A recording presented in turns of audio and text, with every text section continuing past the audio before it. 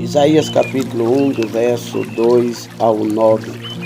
A degeneração de Israel, a iniquidade de Israel, o sofrimento de Israel. 2 ao 9. Nós podemos esperar encontrar um cenário mais alegre e agradável antes de chegarmos ao final deste livro, mas na verdade aqui no seu início tudo parece muito ruim, muito negro com Judá e Jerusalém. O que é o deserto deste mundo? Se a igreja, a vide, tem um aspecto tão sombrio como esse, o profeta, embora fale no nome de Deus, ainda assim, desesperado por conseguir ser ouvido pelos filhos do seu povo, se dirige aos céus e à terra e pede a sua atenção. Versículo 2. Ouve, ó céus, e presta ouvidos tu, ó terra. As criaturas inanimadas que obedecem à lei e que respondem à finalidade da sua criação, ouvirão mais cedo do que o tolo estúpido e insensível, que as luzes do céu envergonhem as trevas deste povo e que a produtividade da terra envergonhe a esterilidade deles, e a conformidade de cada uma delas ao seu tempo envergonha a irregularidade deles. Moisés assim começou em Deuteronômio 32 e verso 1. E a isso se refere o profeta aqui, indicando que agora tinha se iniciado os tempos que Moisés predizia ali. Deuteronômio 31, verso 29. Ou isso é um apelo ao céu e à terra, aos anjos e então aos habitantes do mundo superior e do inferior, que ele julgue entre Deus e a sua vinha? Pode algum deles mostrar tal exemplo de ingratidão? Observe que Deus será justificado quando ele falar, e tanto o céu como a terra declarará a sua justiça. Miqueias capítulo 6, versículo 1 e 2 e Salmos 50, verso 6. Ele os acusa da vil ingratidão, um crime muito grave. Não há nada pior do que ser chamado de ingrato. Que o céu e a terra ouça e se espante com 1. As graciosas tratativas de Deus com um povo tão provocador e irritante como eram eles. Criei filhos e exalcei-os. Eles foram bem alimentados e ensinados. Deuteronômio 32 e verso 6. Eu os aumentei e exaltei. Não somente os fiz crescer, mas os engrandeci. Não somente os sustentei, mas lhes dei preferência. Não somente os treinei, mas os elevei às alturas. Observe que nós devemos a continuidade das nossas vidas e os nossos consolos e todos os nossos progressos ao cuidado e à bondade paternal de Deus para conosco. 2. O comportamento mal intencionado do povo em relação a ele, que era tão terno com eles. Eles prevaricaram contra mim, ou, segundo a interpretação de alguns, eles se revoltaram contra mim, eles foram desertores, ou melhor, traidores contra a minha coroa e dignidade. Observe que todos os exemplos de benevolência de Deus para conosco, como Deus da nossa natureza e também da nossa criação, agravam os nossos traiçoeiros, afastamento deles e todas as nossas infames oposição a ele. Filhos, e ainda assim rebelde, ele atribui a ignorância e a falta de consideração do povo. Versículo 3. O boi conhece o seu possuidor, mas Israel não tem conhecimento. Observe, 1. A sagacidade do boi e do jumento, que não somente são animais, mas do tipo menos inteligente. Ainda assim, o boi tem um sentimento de dever, a ponto de conhecer seu dono e de servi-lo, de submeter-se ao seu jugo e de puxá-lo. O jumento tem um sentimento de interesse, a ponto de conhecer a manjedoura do seu dono, onde é alimentado e ficar ao seu lado. Ele vai sozinho até ela. Se for solto, o homem chega a um ponto difícil, quando é envergonhado, até mesmo em conhecimento e compreensão, quando comparado a esses tolos animais, e não somente é enviado a aprender com eles. Provérbios 6, versículos 6 e 7, mas colocado de certa forma abaixo deles. Jeremias 8, verso 7, são mais doutos do que os animais da terra. Jó 35 e verso 11, e ainda assim sabem menos. 2. A lentidão e a tolice de Israel. Seu possuidor e protetor é Deus. Ele nos criou e dele somos, mas que o nosso gado é nosso. Ele proveu bem por nós. A providência é a manjedoura do nosso mestre. Ainda assim, muitos que são chamados de povo de Deus não conhecem e não consideram isso, mas pergunta: quem é o Todo-Poderoso para que o sirvamos? Ele não é nosso possuidor e que nos aproveitará que lhe façamos orações. Ele não tem manjedoura onde nós alimentemos. O Senhor tinha se queixado, verso 2, da obstinação de suas vontades. Eles prevaricaram contra mim. Aqui ele agrava isso pela causa. Eles se rebelaram porque não têm conhecimento, não entendem. O entendimento está entenebrecido e por isso toda alma se afasta da vida de Deus. Efésios 4 e verso 18. Israel não tem conhecimento, embora sua terra seja uma terra de luz e conhecimento.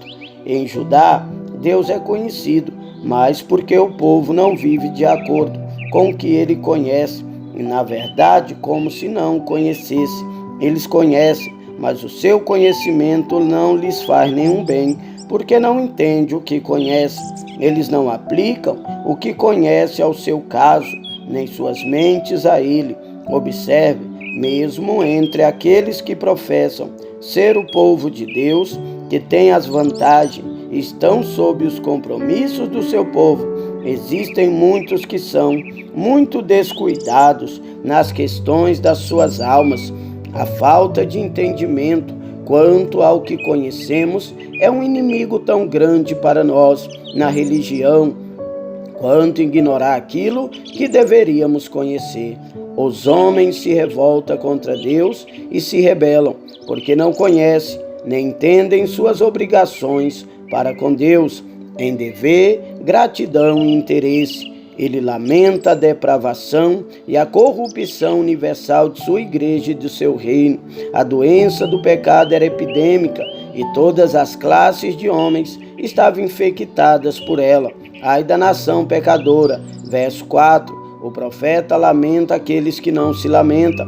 Pobre deles, ai deles. Ele fala com santa indignação pela sua degeneração e com temor pelas consequências dela. Observe então como ele agrava o pecado da nação e mostra a malignidade que havia nela. Versículo 4. A impiedade era universal. Eles eram uma nação pecadora. A maioria do povo era maldosa e profana. Eles assim eram em termos nacionais. Eram corruptos na administração de acordo público com os de fora da nação e na administração da justiça pública em casa. Observe que é terrível para um povo quando o pecado se torna nacional. A impiedade era muito grande e odiosa na sua natureza. Eles estavam carregados de iniquidade. A culpa por ela e a maldição motivada por esta culpa caía muito pesadamente sobre eles. Era uma acusação pesada que era exibida contra eles e de que eles jamais poderiam ficar isentos. A sua impiedade estava sobre eles como um talento de chumbo. Zacarias 5 e versos 7 e 8. O pecado deles assim como os dominava facilmente e eles eram inclinados a ele. Era um peso sobre eles. Hebreus 12 e verso 1. Eles vinham de uma família má, era uma semente de malignos, a traição corria no sangue deles, eles a tinham por natureza, o que tornava a questão muito pior, mais provocadora e menos curável. Eles se levantaram no lugar dos seus pais e trilharam os passos dos seus pais para encher a medida de sua iniquidade. Números 32 e verso 14. era uma raça e uma família de rebeldes. Aqueles que eram corruptos faziam tudo o que podia para corromper a outros. Não somente eram filhos corruptos, nascidos já manchados, mas filhos que eram corruptores, que propagava a maldade, infectava outros com ela, não somente pecadores, mas tentadores, não somente motivadas por Satanás, mas agente deles. Se aquele que são chamados de filhos de Deus, que são considerados como pertencendo à sua família, são ímpios e infames, o seu exemplo tem a influência mais maligna. O pecado deles era uma separação traidora de Deus. Eles desertaram da sua lealdade, deixaram o Senhor, a quem tinham se unido, voltaram para trás, separaram-se de Deus, deram as costas a Ele, desertaram das fileiras de Deus e deixaram o seu serviço. Quando foram estimulados a seguir adiante, voltaram atrás, como um boi desacostumado ao seu jugo, como uma vaca rebelde. Oséias 4 e verso 16. Foi um desafio ousado e atrevido a Deus. Eles blasfemaram do Santo de Israel, levando-o à ira voluntária e decididamente. Ele sabia o que o irritaria e o fizeram. Observe que o retroceder daqueles que professaram a fé e um relacionamento com Deus é de uma maneira especial, uma provocação a Ele. A maneira como Ele o exemplifica com uma comparação tomada de um corpo doente, todo tomado pela lepra, ou como o de Jó com chagas podres. Versículos 5 e 6. A doença dele chegou aos órgãos vitais e assim ameaçava ser mortal. As doenças na cabeça e no coração são as mais perigosas. Então a cabeça toda está enferma e o coração, e todo o coração fraco. Eles se tinham tornado corruptos no seu julgamento. A lepra estava na sua cabeça. Eles estavam completamente impuros. A sua afeição a Deus e a religião era fria, estava acabada. O restante estava para morrer. Apocalipse 3 e verso 2. Estava espalhada por todo o corpo e assim se tornava excessivamente repulsiva, desde a planta do pé até a cabeça, do camponês mais simples até o mais elevado nobre. Não há coisa sã, não há bons princípios, nem religião, pois isso é a saúde da alma. Nada, senão feridas e inchaços, culpa e corrupção, os tristes resultados da queda de Adão, repulsivos ao santo Deus, dolorosos à alma sensível, e assim o eram para Davi, quando ele se queixou: as minhas chagas cheiram mal e estão corruptas por causa da minha loucura. Salmo 38, 5. Veja, Salmo 32, verso 3 e 4. Nenhum esforço era feito por uma transformação, ou se foi feito, provou ser ineficaz. As feridas não são espremidas nem ligadas, nem nenhuma delas amolecida com óleo, enquanto o pecado permanece sem arrependimento. As feridas não são tratadas, lavadas, a carne viva ao seu redor não é cortada, e enquanto, consequentemente, o pecado permanece sem perdão.